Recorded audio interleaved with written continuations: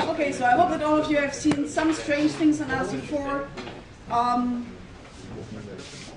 So RC4 is one of the oldest stream ciphers, which is like,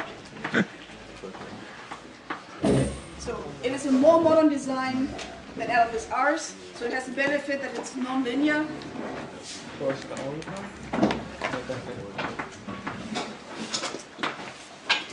Has a very short description.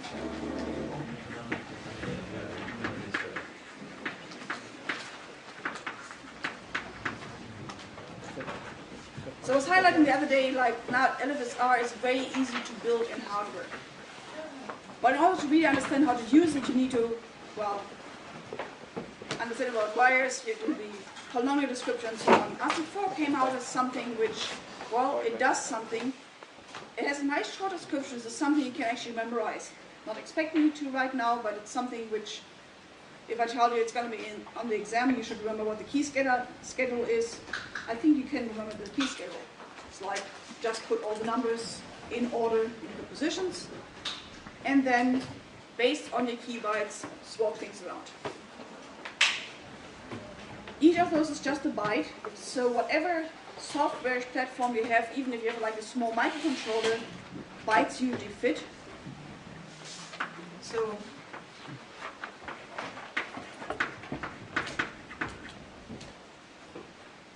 bytes are nice.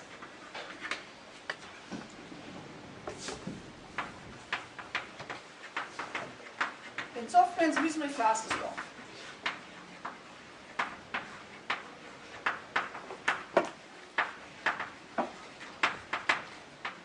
Now, this thing was secret.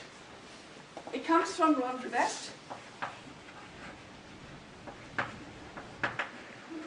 So RC stands for Ron's code.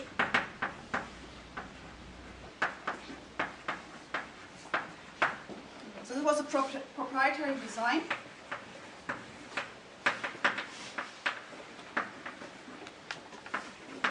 And more to the point, was secret.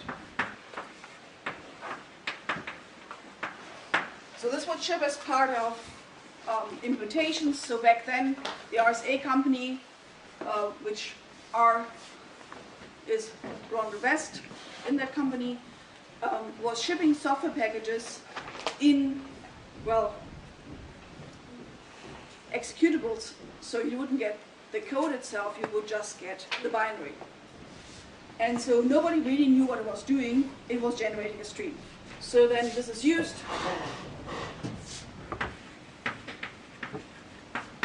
to encrypt some plaintext.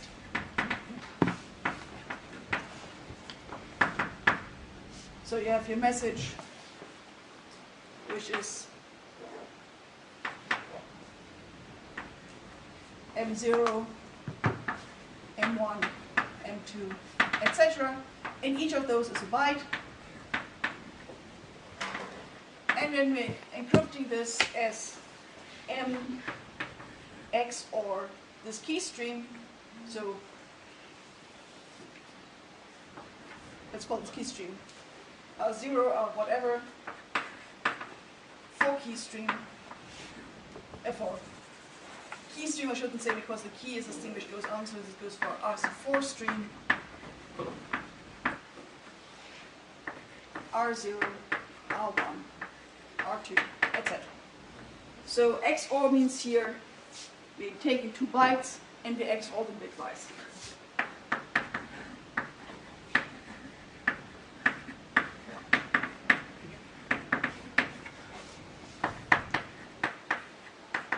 Which means addition in vectors of length 8 over F2.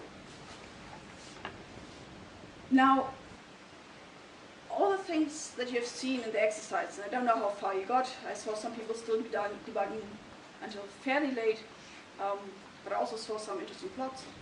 So if you see any bias in this key stream, in the RC4 output, that means that whatever you're adding to your message to encrypt it will have the same bias.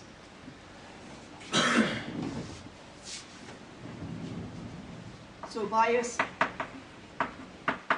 RC4 stream.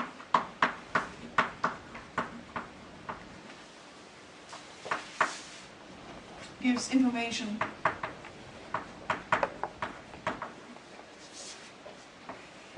on the message. So what do you see in the exercise 1? What plot did you see, if you saw any plot? I mean, I saw some people having uniform plots. Those were not the plots I was expecting, but I saw some people having strange plots. Yeah? It was pretty much uniform except for one big spike at 0. More people see that? I see lots of nods, yeah? Yeah. Okay. So, the plot looks like huge spike, and then, well, I'm adding here some information, namely it's about half the height. So this is 0, this is 1, this is 2, and this is at 255. So the second output byte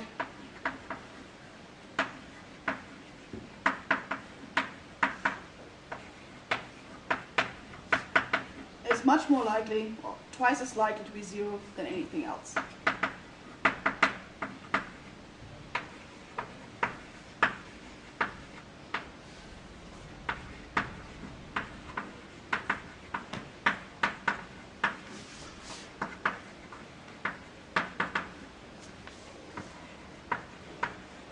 Twice as likely equal to 0 than to any other value.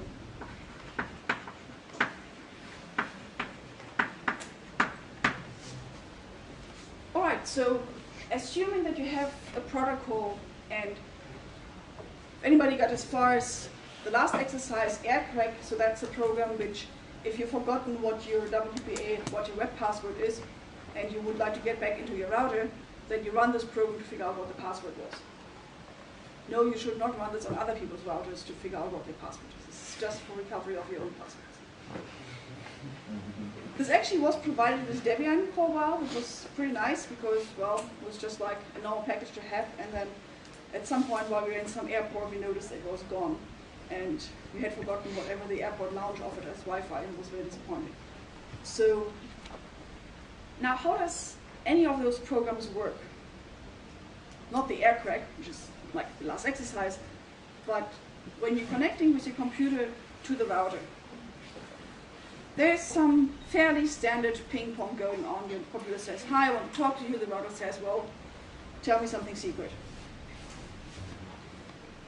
Now, at that moment, your computer has to know the password and then do something about the password in order to talk to the router.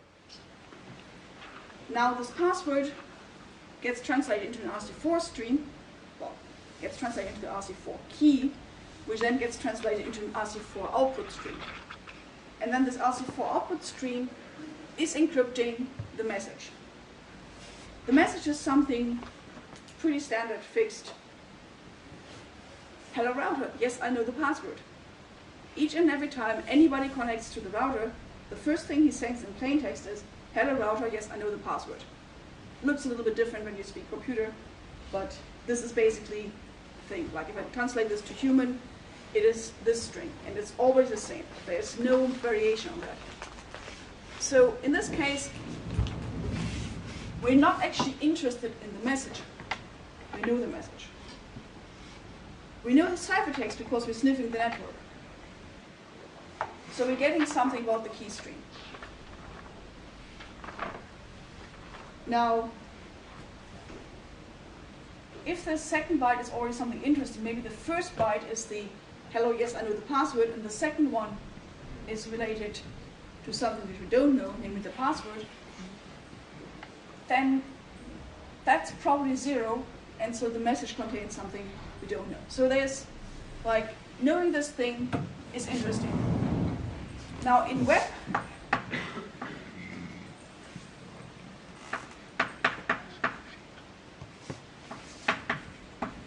the key has two parts.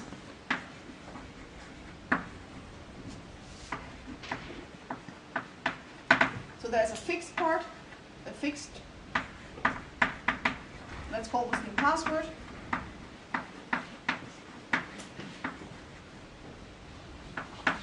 So this is secret but fixed.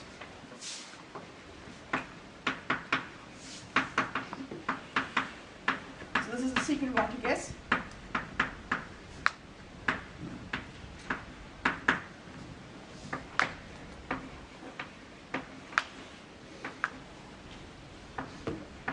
And I mentioned in the context of, okay, we now want to do string ciphers, and I was talking about this crank like 2 weeks ago that we want to advance something, and we don't want to each and every time go back to, oh, I have done already 124 outputs, so I have to do 124, and now I can output 125, 126. I don't want to remember this state.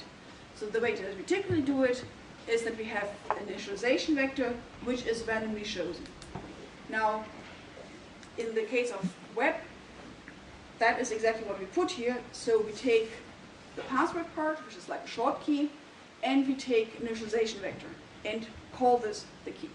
So when you computed the RC4, this k of L, k different L positions, will have the password in the first part and this initialization vector in the second part. So, and initialization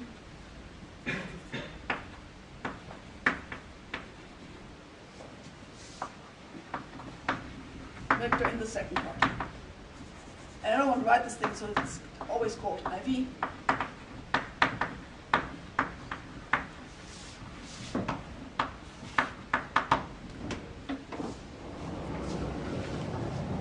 Now, if I'm a person who knows the password, so I can communicate to the router, then I still need to agree with the router on what is the second part of the key. But we don't have any secret communication yet because, well, that's the only thing, that's the thing we need RC4 for. So I will actually send this IV in clear. This is like the frame number when I was talking about A51, about phone encryption. Similarly, in Wep Encryption, we send this IV in clear. So IV is randomized and sent in clear.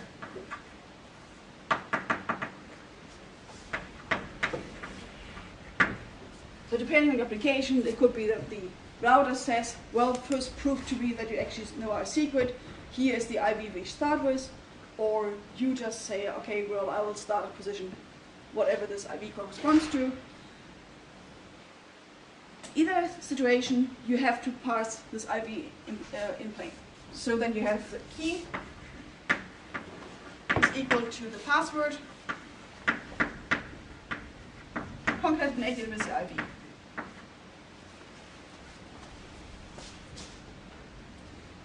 Now, for one fixed router, this guy here is fixed,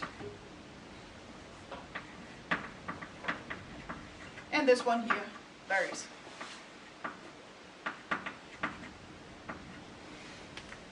So the exercise one that we're doing, where you're varying the key, well, probably you just varied the whole thing, but all of the randomness, like what you observed there, would hold the same if you fix the first part and only varies the second part.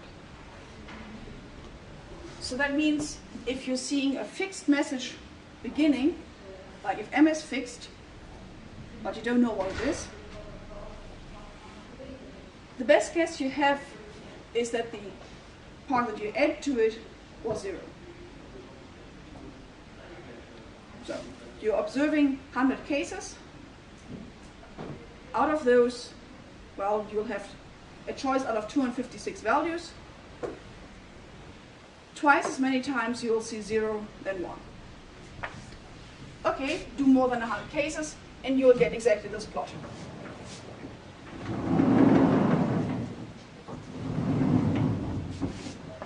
So if the second byte of M is fixed,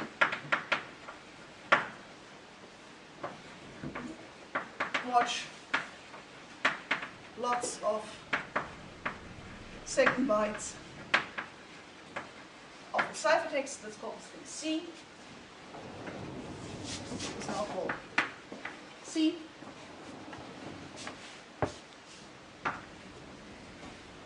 take a majority vote.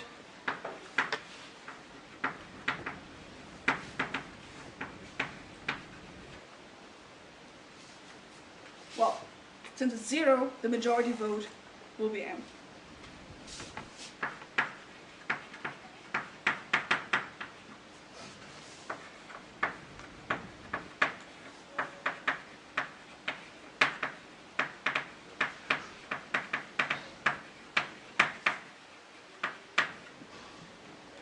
Because your C is,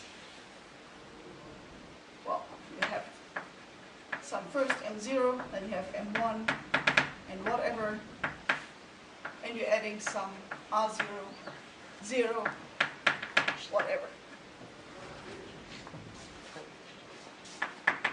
in the majority.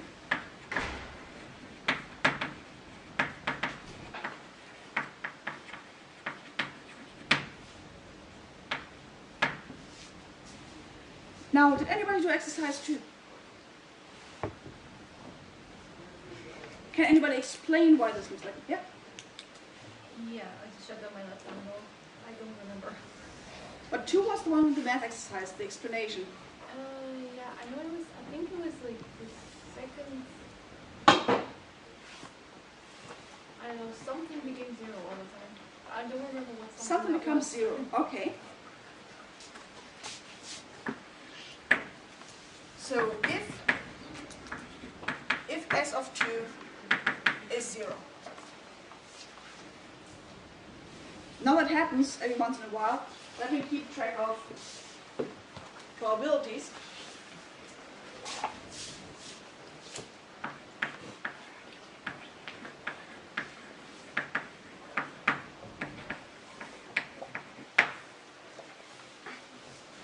So if you do this by computer, then you probably always saw that the second output byte is 0.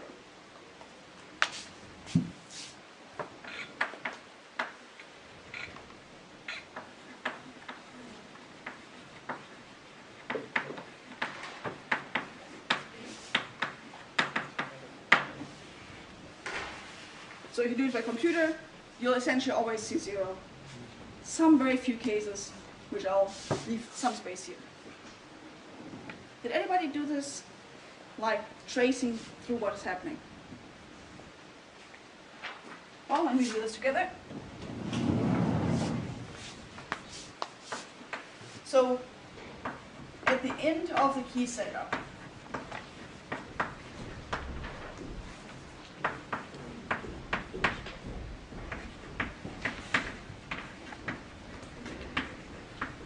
so we have this state thing, which contains something in the first one, something in the second one, then a 0,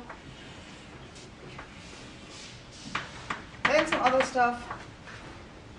I'll need some more positions. Right. Okay, then I go into the algorithm and it tells me I is 0, J is 0,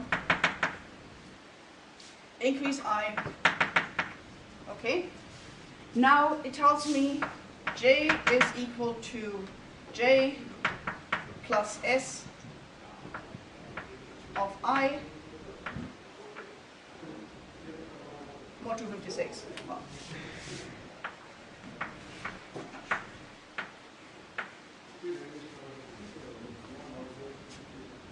So J is now B.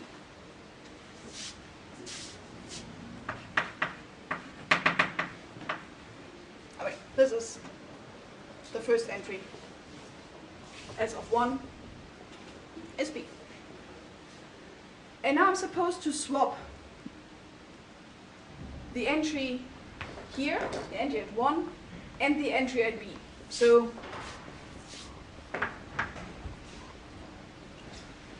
this is the B position.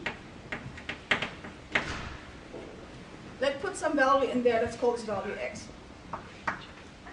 We don't know what X is, but there's something there. All right. So we swap.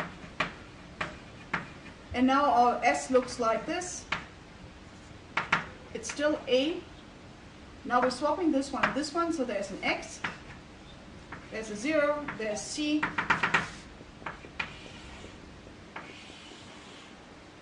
and then this position here, it's swapped with B, so this one contains B.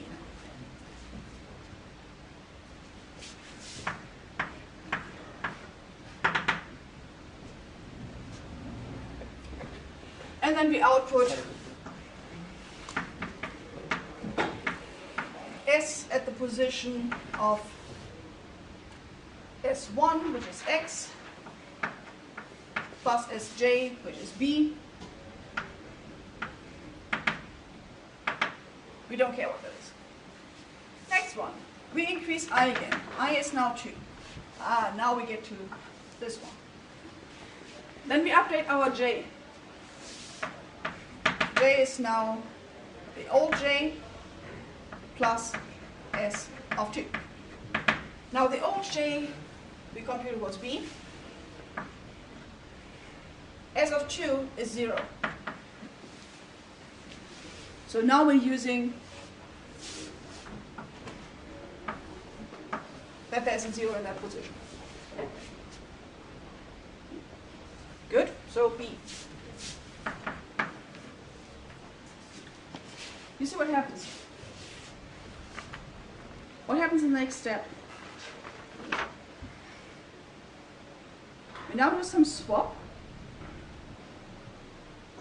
I was explaining to some people before, like, what is RC4 doing? At every moment it picks up 2 random elements, swaps them, and then does something with another element to output. And well, each of them gets touched about the same number of times. But J didn't change. So this one position which I just updated gets updated yet again. So this is the same. Okay, so now my S in the front, the X is stable, but I now update this position. So now get a B in here, then the C, and then the 0 has gotten to here.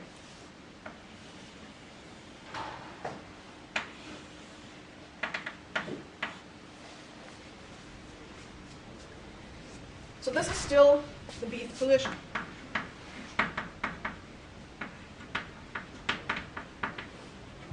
And then I'm supposed to output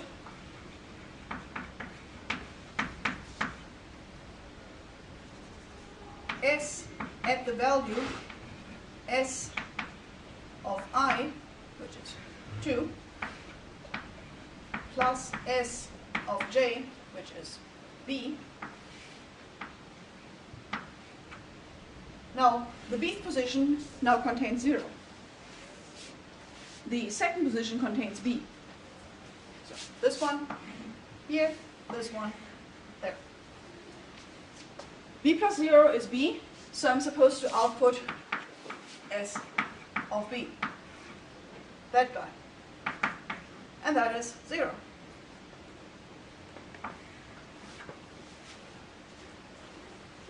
So by swapping around and then accessing exactly this position, we will always, except for this, I said leave a bit of space, or you put it down here, we will essentially always output 0.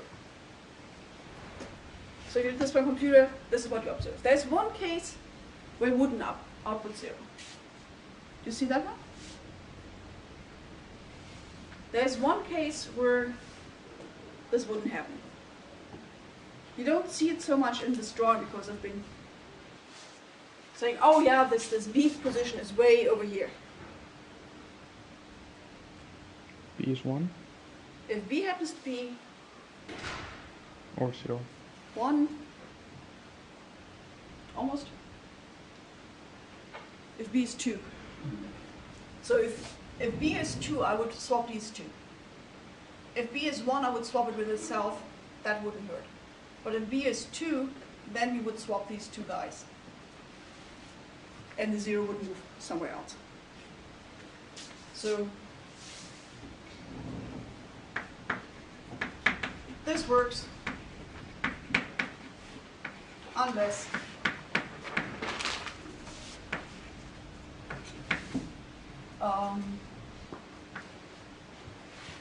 so P that's just S of 1 is 2. Because then we would swap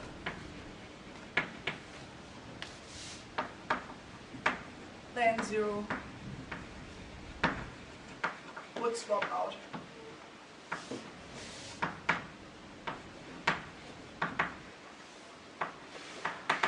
Before we get to I equals 2.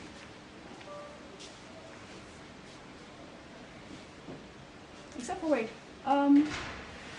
Then maybe even then.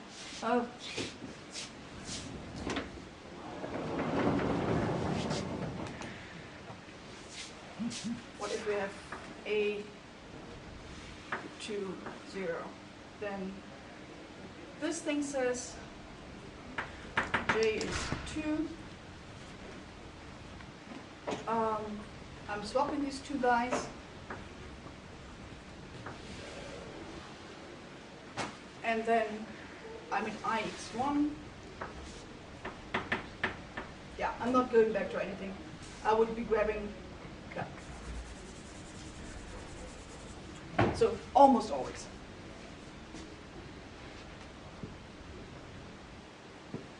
So I said here I would take care of the probabilities. So with probability 1 over 256, I have that S of 2 is 0, and then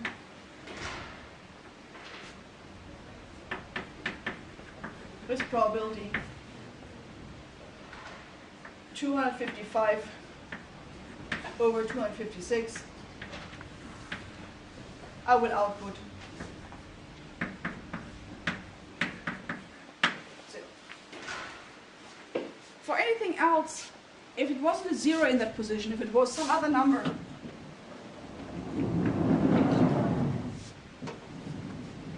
this would be fairly random. So nobody has found any other pattern other than a 0 in this position that would make anything special happen. So for all other cases, I appears as output, or if I was in this position, that's another chance 1 to 56, something random happens which depends on the key. So with probability 1 over 256 is we have S of 2 is I, and then we output I or anything else with probability 1 over 256. So no further bias.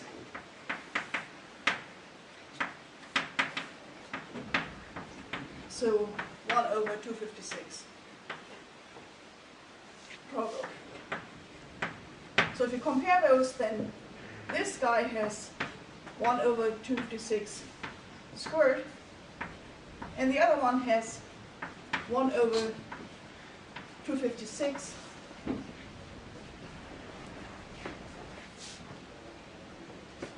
okay, so first of all it has the 1 over 256 squared from here plus 1 over 256 times 255 over 256. So this one here is the random log, which can just happen here. Now this one is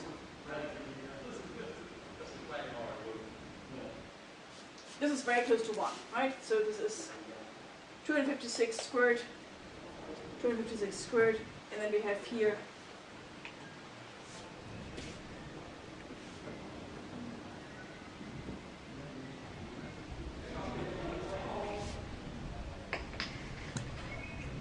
I'm missing something, sorry.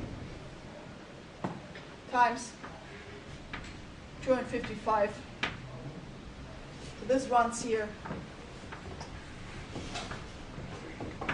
We're getting getting J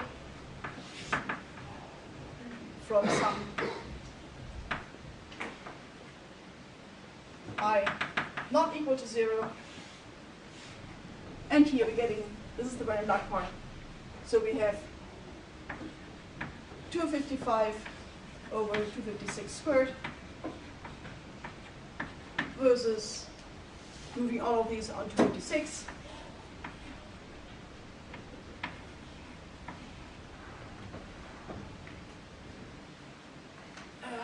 That's also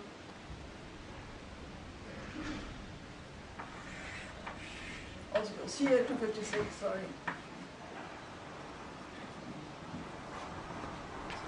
So we have here 2 times 255. So with probability we have some I, and then each of those gives some random J. Now we're getting the random luck. With each of those we have a chance of 1 over 256 squared. That we also have for 0. And if I was 0 with the value 2, then we're getting it with probability very close to 1. So here we're having 255 plus 255, so this is an extra 2. So the statistics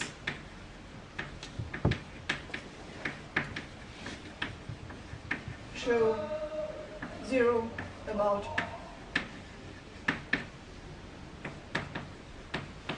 twice as often as any other J. So, yeah. There's a square missing on. Oh yeah, that would be a little too frequent. Thank you. Probabilities larger than 1 are not good. Thanks.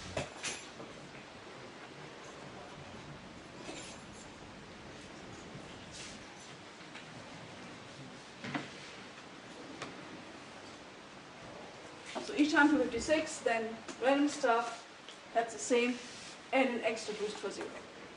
Anybody get for 3? Size 3 was the one with, look at the first output byte, and you keep the first byte of the key fixed. Yeah? Yeah, I only had just 0, nothing else. What did you keep the first byte as fixed?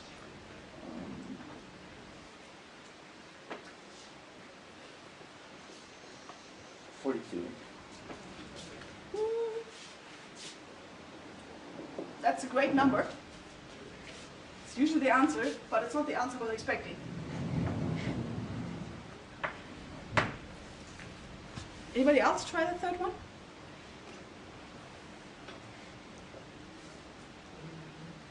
So, if your key is equal to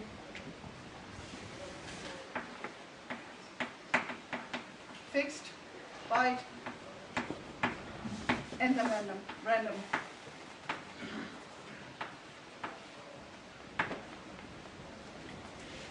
If you look at the second output byte, you will still see the spike at 0. But if you look at any other, so if you look at the first output byte, you should see a different spike. Anybody saw a spike? Yeah? Yeah, for most values for the graphic byte. Mm-hmm. I saw a small spike for the same metric. Okay. So let's call this guy here F.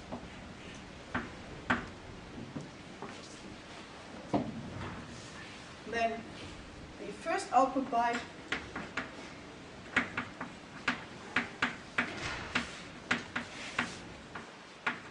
has a spike at the same F. That is correct, and it's also correct to say for most of them, because there are some very strange values where we don't see this. But for 42, you should totally see a spike at 42. Maybe you're looking at the second one, not the first one, but Yeah.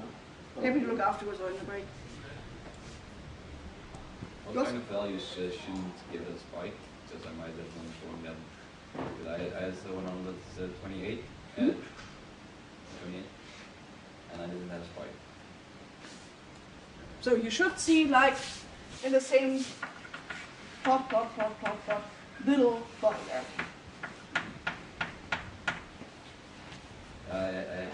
You don't. Byte that should be there, but I don't see it. But did you use f equals 0 or 1, or did you use something else?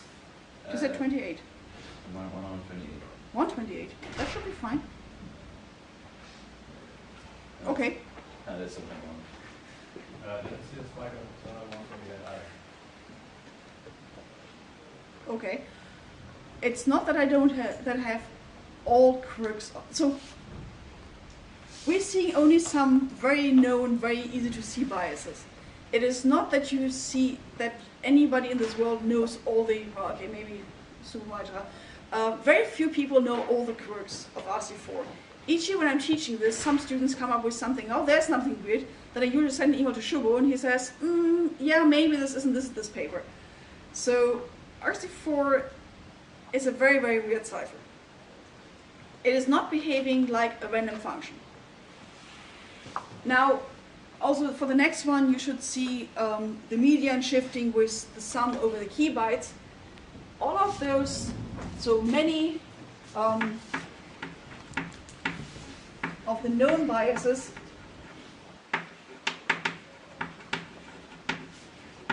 affect the first output bytes.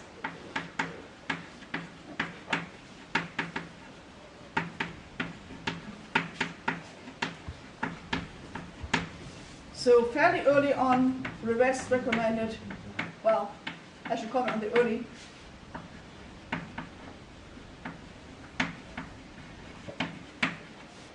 So he recommended to drop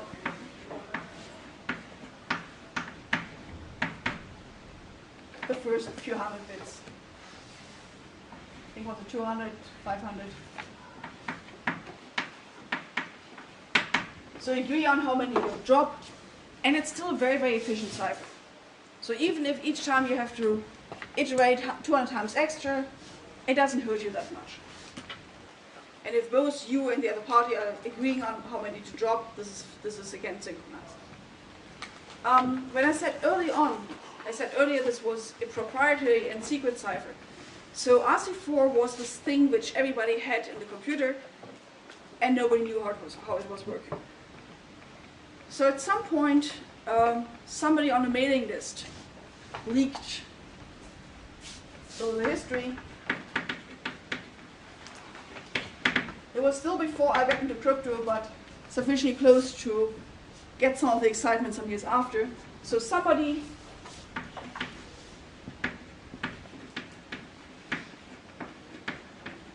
posted something called ARC4.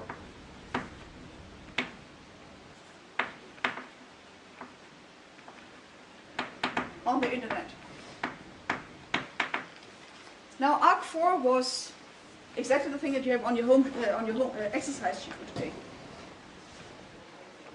The name kind of suggests that it might have something to do with RC4, and then people were taking the ARC4 code and their black box RC4 code and noticed, okay, these are the same. So this is byte by byte identical.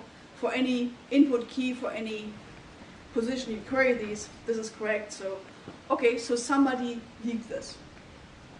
We still don't officially know who this somebody is, but at some point people were sufficiently convinced that this is RC4 that it makes sense to analyze it. Now, once you have the design, then you start looking at biases and such things. So for the first few years, RC4 was secure because nobody looked at it, but that's a pretty weak security because there are people who look at those things.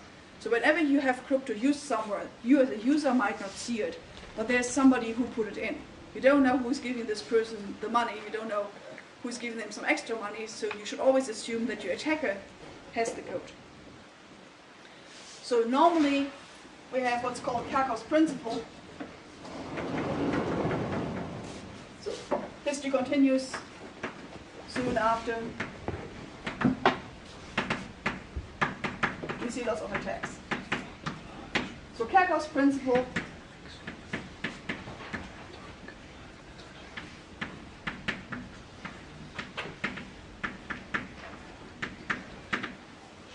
that when you build a secure system or a crypto system, then all the security should reside in the key, not in the design.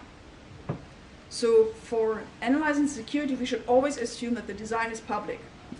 Like, it's on your exercise sheet. You know exactly what the cipher is doing. The only thing we don't tell you is what the key is. Now, when you're analyzing a design, of course, you make a choice of key. So you're testing for different keys. You're seeing whether you observe some biases which are related to the key, like in exercise 3, or in a more complicated way in the exercise 4, where you see like the key positions summed together will determine the median of the output stream. But then somebody presents you with, say, it's an RC4 output, and doesn't tell you what the key was. So you know the full design, you know everything it's doing, the only thing you don't know what the key is, and it should still be secure. Now that's not true for RC4, but that's what we want to have.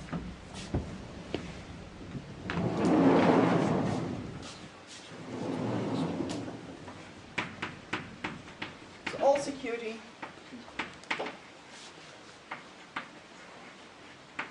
should reside in the key, i.e. the system is secure if all details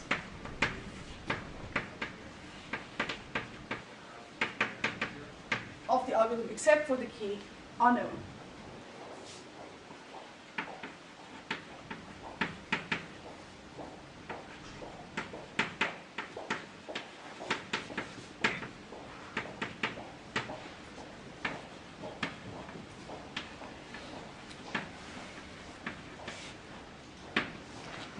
So I didn't say this at the end of the last lecture because I was running out of time. I put a little bit of the history about A51, A52 on the home page of the course. But also for the A5 ciphers, this was something that the cell phones would ship. It would be something that's in the SIM card. It's something that if you talk to your SIM card, well, your SIM card talks to your phone talks to your cell tower, so you could observe something about it, but the design was secret. Now, the guy who reverse engineered this by talking enough to the SIM card was also one of the 3 guys who very soon after broke it. And so for the A5 family and for the RC4 family, pretty soon after the design came out, I mean, leaked, was publicly reverse engineered in the case of A5, or was leaked in the case of RC4, very soon after we started seeing attacks. RC4 is still being used. It's not used that much anymore, but say 2013, it was more than 50% of all internet traffic. There have been some more attacks, and I'll link to some slides on the webpage. So the status now, RC4 is more and more less used, but still in Web, WPA, etc.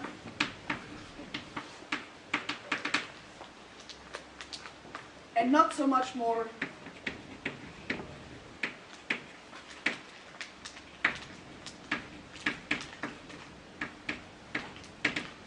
now for HTTPS the problem was the options, if you have like a really, really old Microsoft system, which I guess is before you were born or something, no, not quite, but like Windows 95. You were born, but not much so. Or maybe not even, yes, I think you're.